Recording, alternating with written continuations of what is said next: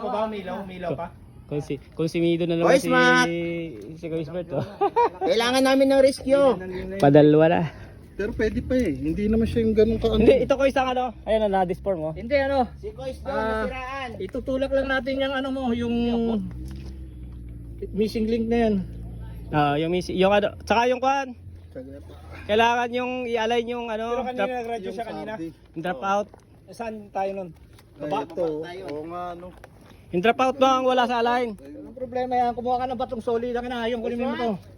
Ano po pupukpukin mo? Ito. Dandala, malutong yan.